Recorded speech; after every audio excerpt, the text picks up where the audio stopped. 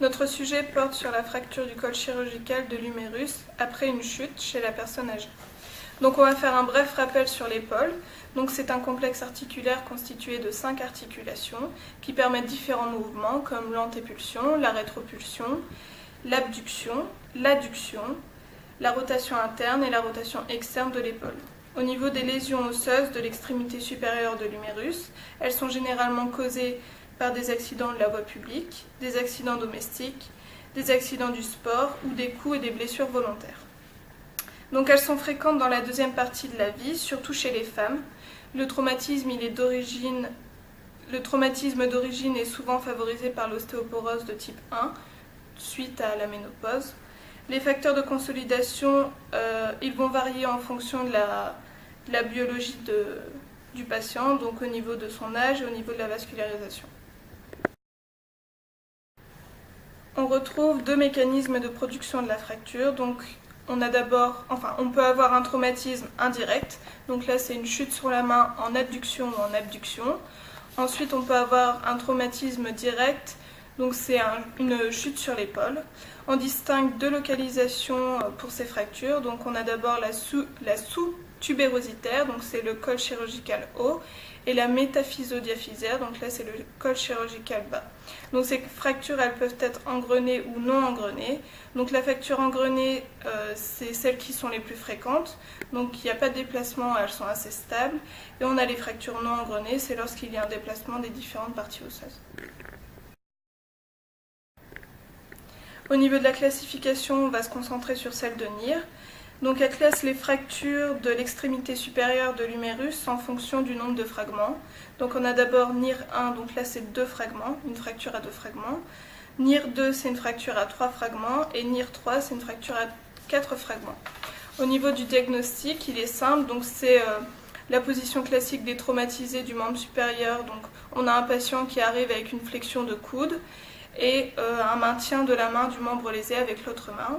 On observe aussi une impotence fonctionnelle complète du membre supérieur, une douleur située à la racine du membre supérieur et bien sûr une augmentation du volume à la racine du membre.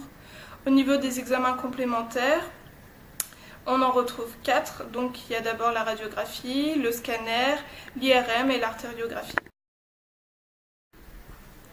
Au niveau des complications pour la fracture du col chirurgical de l'humérus, donc il y a des complications qui sont d'abord précoces, telles que l'algodystrophie, qui est une perturbation vasomotrice des artérioles et des capillaires qui se situent dans les os. Elle engendre des douleurs mécaniques, une déminéralisation osseuse et des troubles trophiques osseux. Il peut également y avoir un déplacement secondaire qui est dû à une mauvaise immobilisation. Il peut y avoir un retard de consolidation, ou encore des complications septiques post-opératoires, donc ça c'est lors d'infection et donc lors de fractures ouvertes ou d'ouvertures chirurgicales.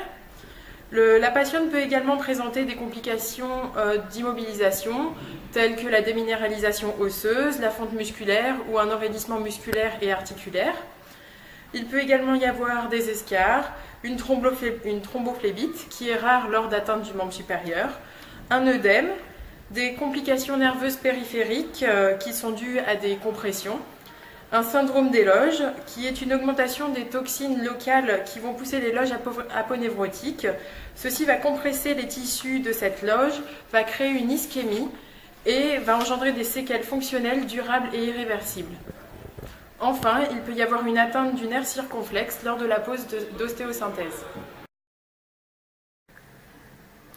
Pour les complications tardives, il peut y avoir une nécrose de la tête humérale. Donc celle-là est due aux fractures déplacées à plus de 4 fragments ou alors à une ablation de la tête humérale. Il peut également y avoir un retard de consolidation ou à l'inverse trop de consolidation. Cela s'évalue à 6 mois. Il peut également y avoir des calvicieux, des pseudarthroses, une arthrose gléno-humérale, des raideurs qui sont fréquentes chez les personnes âgées et chez les personnes qu'on immobilise plus de 3 semaines, une ankylose qui est une diminution de la capacité de mobilisation d'une articulation qui est pourtant physiologiquement mobile, et des descèlements prothétiques. Bonjour Madame Asconi, comment allez-vous? Ça va bien, j'ai juste encore un peu mal. Mhm. Je vois ici que que vous venez pour une fracture du col chirurgical, donc vous êtes cassé le bras. Comment ça s'est Oui, passé? c'est bien ça. En fait, j'ai glissé sur une marche et je suis tombée dans l'escalier et je ne portais pas mes lunettes à ce moment-là. D'accord. Et on vous a fait des examens après Oui, j'ai dû faire une radio et un scanner. D'accord. Je vais vérifier vos informations personnelles. Donc, vous êtes bien âgé de 75 ans? Oui, Vous êtes droitière. oui, c'est bien ça. Une situation familiale, vous avez des enfants, petits-enfants peut-être? Oui, j'ai 2 enfants et 5 petits-enfants qui viennent me rendre visite avec leur mère tous les dimanches. Et mon mari est décédé il y a 1 an. D'accord. Quelle était votre profession? Donc j'étais institutrice primaire et maintenant je suis pensionnée. Ok, du coup, vous avez des centrales d'intérêt, vous occupez vos journées Je regarde beaucoup la télévision, je jardine et marche beaucoup quand il fait beau. J'aime les mots croisés et je participe régulièrement à un club du 3e âge pour jouer au Scrabble. Ah ouais. Est-ce que vous avez des antécédents médicaux? Oui, je fais de l'hypertension, j'ai de l'ostéoporose, je suis myope et presbyte et je porte un appareil auditif. D'accord. Vous prenez des médicaments actuellement? Oui, je prends du Fluidex, de l'Avlocardil et du Décure